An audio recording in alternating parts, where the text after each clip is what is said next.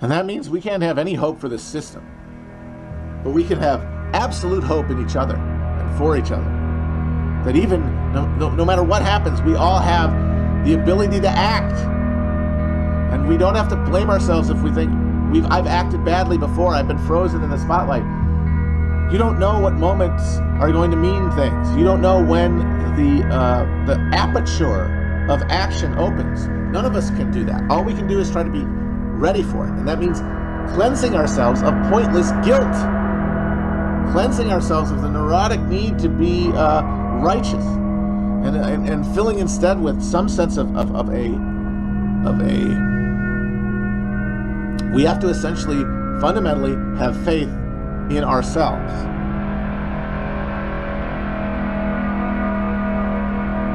In our intentions, I guess I would say.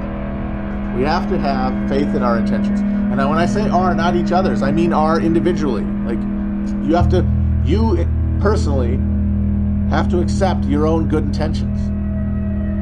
But then you have to not wed them to a cosmic psychic brain drain, a libidinal dance where you get to build up guilt and then discharge it instead of dealing with the feeling that comes from our intention. What is that? God damn it, I'm a cheeseball, I hate it. Fucking love. It's stupid, it's dumb to have to say it.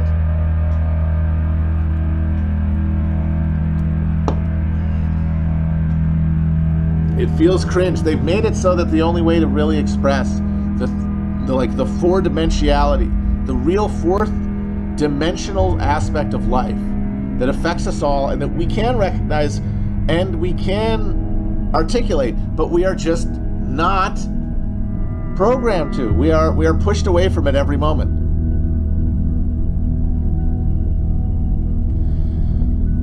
It's very cheesy. I know. I'm cringing my balls off over here. But that's just to say that fixating on hopelessness, the lack of like a realistic vision of a breaking of the dawn in like large scale terms, social terms, needs to be disengaged from an idea that we must subjectively experience that in a pure state of annihilation and immiseration, where we are finally punished or we are finally destroyed by that which we feared.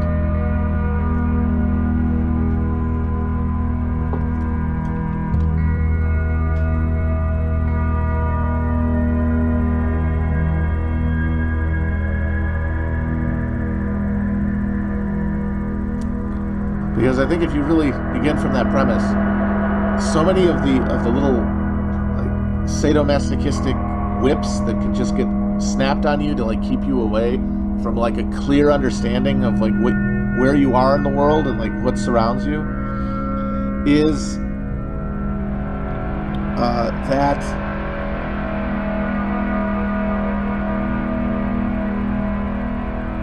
the fear of being punished, basically, I think. The fear that we all have, that our mistakes must be in some commensurate way responded on us. And that's because we can only imagine our lives as like these finite moments, series of moments when we are always only failing, right? Because we're only looking backward.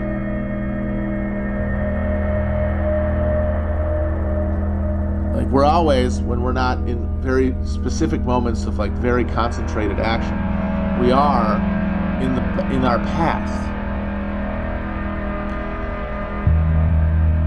And so the idea that there will be a point when that past just is never reconciled. We can't conceive of it, and so we're only disquieted by it, when we should really remember that, like, oh, we can't conceive of it, so it's not something that we can ever have to, like, if we're afraid of it and it can never be experienced, then what are we actually afraid of? And I think what we are afraid of is that our mistakes will never be remedied. I think that's what we're actually afraid of.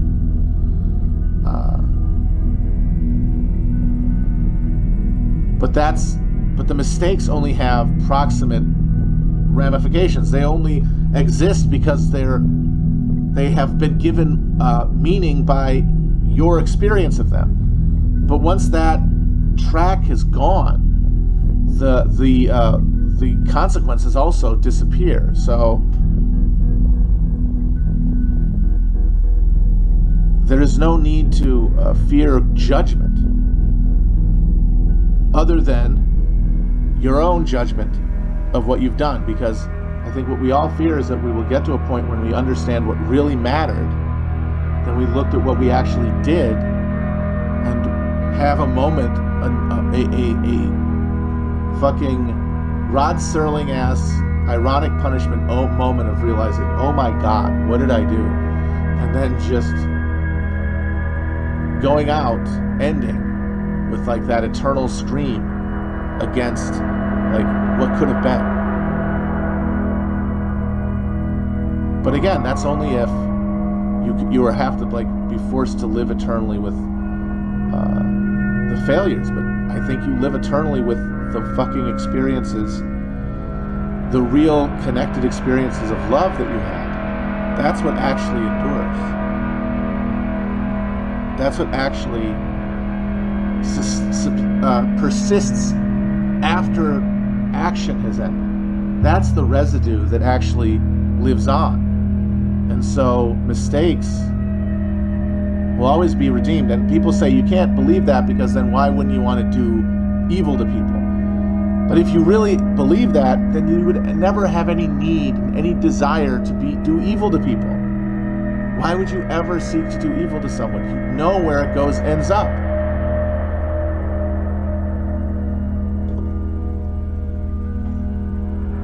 You know that you will just have to deal with it, that it will eventually come back at you, that you will not be able to face it. The longer you go without facing it, the worse it will be.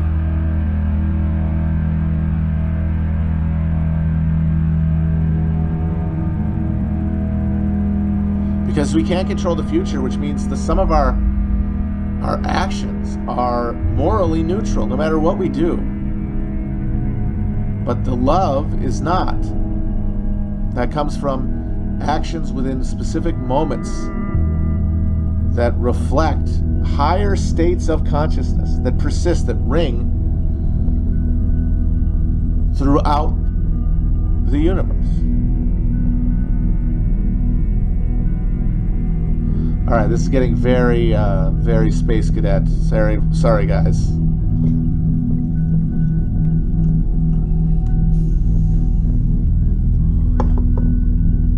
We love it, don't we, folks? We love it when Matt goes off his nut.